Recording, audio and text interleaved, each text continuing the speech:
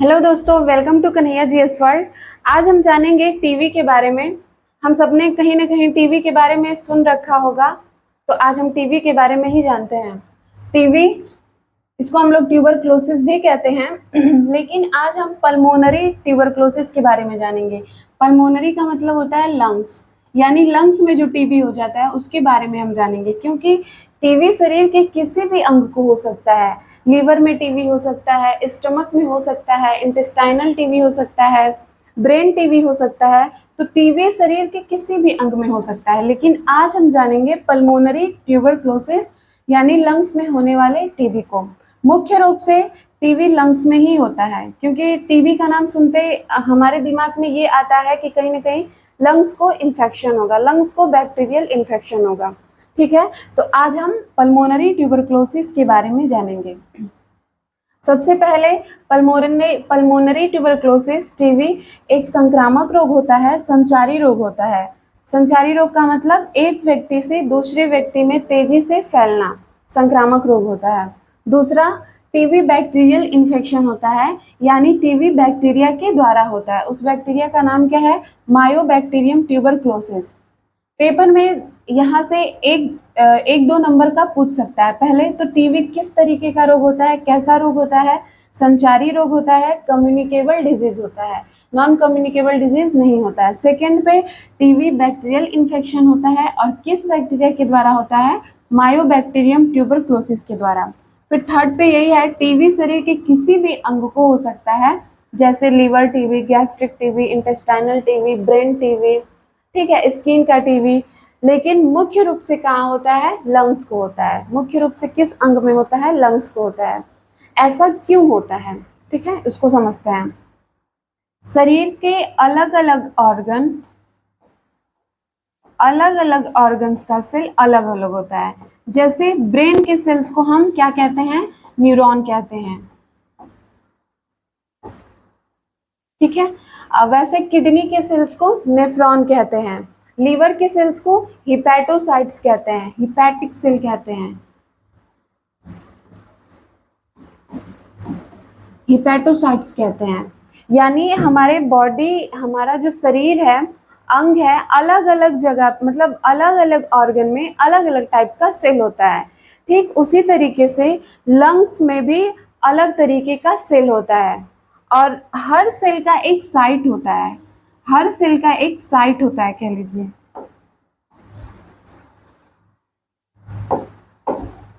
हर cell का एक site होता है। तो जो मायोबैक्टीरियम बैक्टीरिया होता है, वो लंग्स वाले सेल के साइट से ज़्यादा अटैचमेंट होता है, मतलब सुटेबल होता है चिपकने के लिए, कह लीजिए। या जो लंग्स का जो सेल होता है, उससे बैक्टीरिया बहुत आसानी से अटैच्ड हो जाता है। उसके लिए वो फेवरेबल सेल होता है और आसानी से उस साइट को पा लेता है। इसलिए शायद इन्फेक्शन लंग्स में ज़्यादा होता है। ठीक है, इसीलिए हमको सुनने को मिलता है कि लंग्स में टीबी हो गया, मतलब पल्मोनरी ट्यूबरक्लोसिस हो गया। लेकिन टीबी अंग के किसी भी भाग को हो सकता है। अब हम जानते हैं, जो मायोबैक्टीरियम बैक्टीरिया होता है ट्यूबरक्लोसिस, वो रॉड शेप का होता है। उसका शेप कैसा होता है? रॉड शेप, इस तरीके का रॉड शेप का होता है।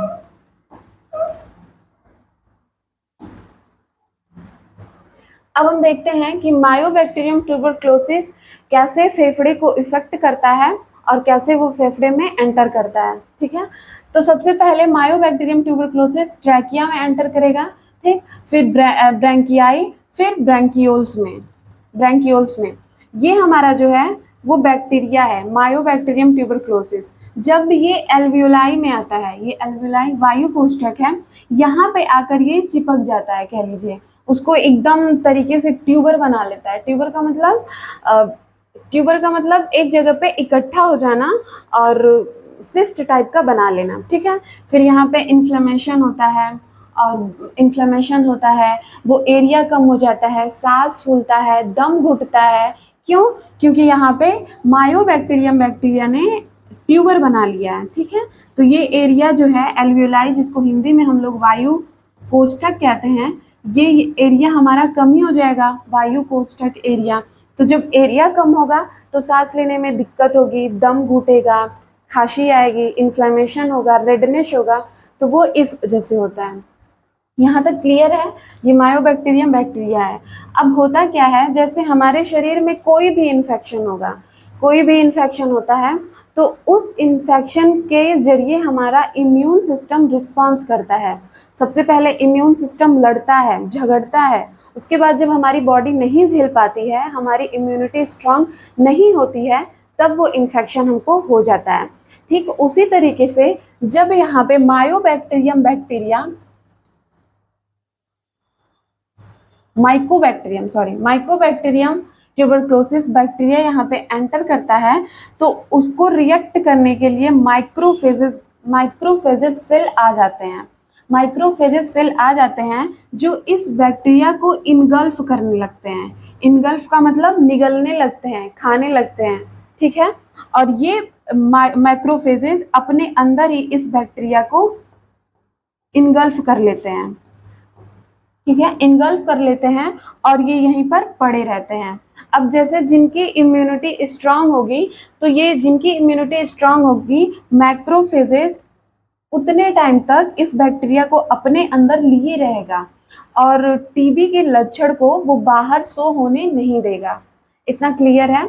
जिनकी इम्यूनिटी जितनी स्ट्रांग होगी, उनके में कोई भी इन्फेक्शन, किसी भी तरीके का इन्फेक्शन हो गया, वो उतना ही शरीर से बाहर लेट शो होगा, ठीक है। लेटेंट फेज, रेस्टिंग फेज में यहाँ पे पड़ा रहेगा, ये स्प्रेड नहीं होगा।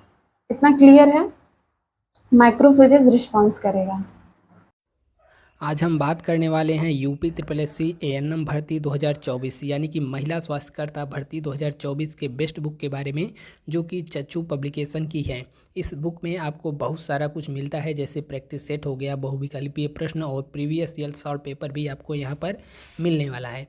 इस बुक की एक झलक देखेंगे, जैसे कि यहाँ पर प्रैक्टिस सेट दिया हुआ है, जैसे ही समाप्त होता है, ठीक है, यहाँ पर एकदम सिलेबस के आधार पर प्रैक्टिस सेट मिलेगा और जैसे ही समाप्त होगा नीचे आपको इसका डिटेल सलूशन भी मिलने वाला है, यहाँ से भी आप कुछ सीख सकते हैं।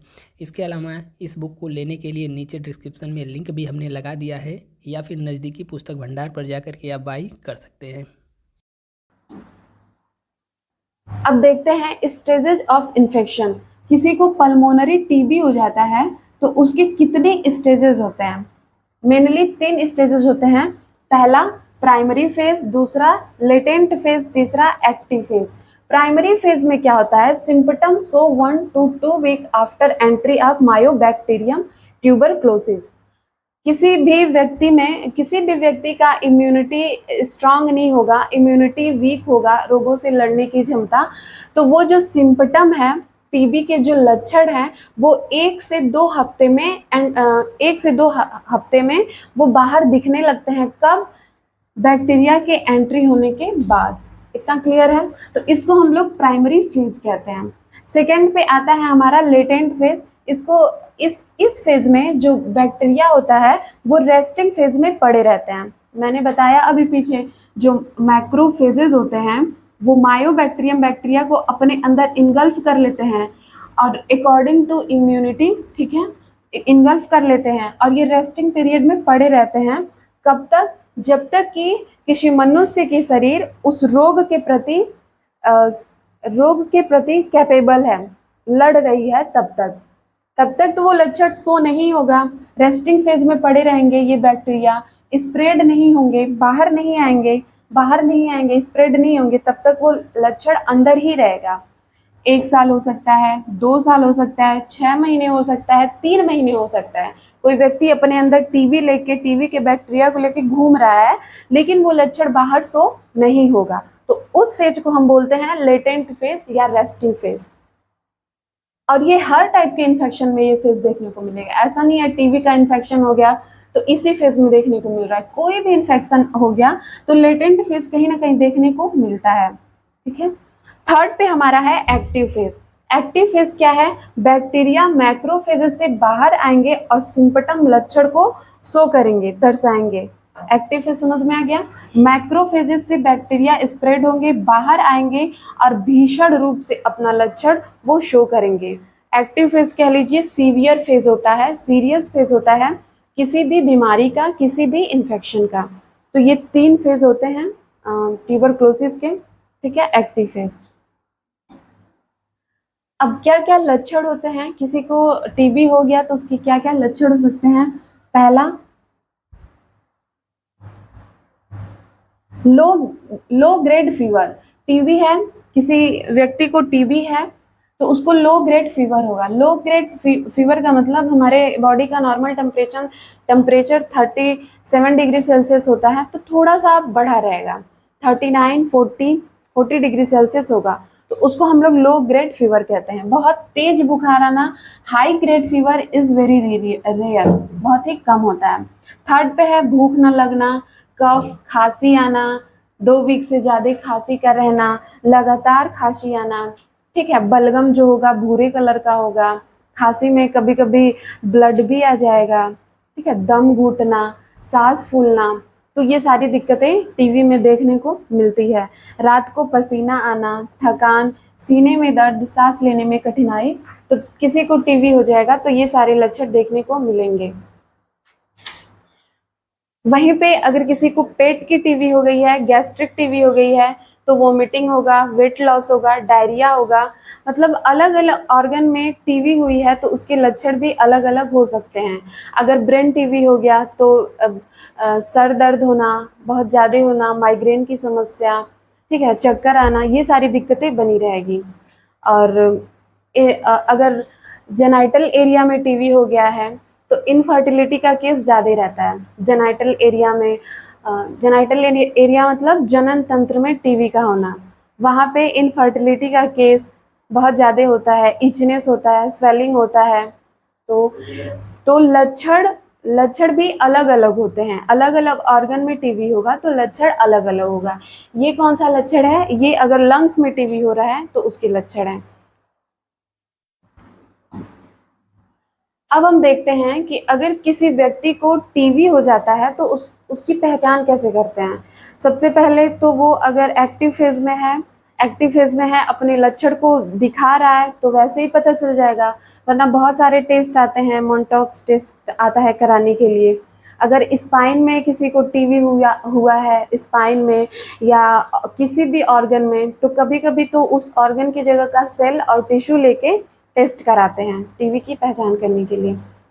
और किसी को टीबी हो जाता है तो क्या क्या खाना चाहिए, हम देख लेते हैं। अगर किसी को टीबी है तो उसके दौरान क्या खाना चाहिए और क्या नहीं खाना चाहिए। तो सबसे पहले डेयरी प्रोडक्ट्स, यानी जो दूध वाले प्रोडक्ट होते हैं, उसको हमको खाना चाहिए, लेकिन ये ध्यान रखना चाहिए कि वो सब ताज़े हों, जैसे दूध ताज़ा हो, 1-2 दिन का नहीं हो। और अगर हम पनीर खा रहे हैं तो दुकान का ना हो, क्योंकि वो बासी होता है, तो ताज़े खाना चाहिए। और पनीर को कभी भी तल कर नहीं खाना चाहिए, उसको कच्चा ही खाना चाहिए, उसकी पकौड़ी बना के उस तरीके से नहीं खाना चाहिए। और दूसरे पे लहसुन खाना चाहिए, उसकी 1-2 कली। तीसरे पे खिचड़ी खाना चाहिए, और खिचड़ी में सब्जियों को ऐड करके, ठीक है, खिचड़ी सब्जियों के साथ बना के खानी चाहिए। फ्रूट, खट्टे फल खाना चाहिए, फल में खट्टे फल ही ज़्यादा खाने चाहिए, जो आम होता है उसको नहीं खाना चाहिए जिसको टीबी है। तीसरा है ग्रीन टी पीनी चाहिए, सीजनल जो सब्जी हो गया, फल हो गया, उसको खाना चाहिए। और अनाज में हमको ज़्यादा ध्यान रखना चाहिए, जौ खाना चाहिए, भुना चना खाना चाहिए, गेहूँ की रोटी खानी चाहिए लेकिन बहुत कम, जौ ज़्यादा लेना चाहिए, भुने चने। और देख लेते हैं क्या क्या नहीं खाना चाहिए। कोई भी जो अनाज है या डेयरी प्रोडक्ट्स है, अगर वो बासी हो गया तो उसको हमको नहीं खाना चाहिए। और नॉनवेज में अगर नॉनवेज वो ताज़ा है, ताज़ी मच्छी है, तो उसको खाना चाहिए। बाकी अगर वो फ्रेश नहीं है तो नहीं खाना चाहिए। वो सारी चीज़ें नहीं खानी चाहिए जिसमें नमक ज़्यादा हो, जैसे चिप्स हो गया और बहुत सारी चीज़ें हो गई जिसमें नमक ज़्यादा होता है, उन सभी चीज़ों को नहीं खाना चाहिए। प्लास्टिक बंद सामान नहीं खाना चाहिए, क्योंकि उसमें प्रिजर्वेटिव होते हैं, केमिकल्स होते हैं, और कहीं ना कहीं नमक भी बहुत ज़्यादा होते हैं तो वो नुकसान कर सकता है। स्मोकिंग, अल्कोहल नहीं करना चाहिए और ड्राई फ्रूट्स नहीं खाना चाहिए। तो इन सब चीज़ों का ध्यान रख के हम टीवी से बच सकते हैं।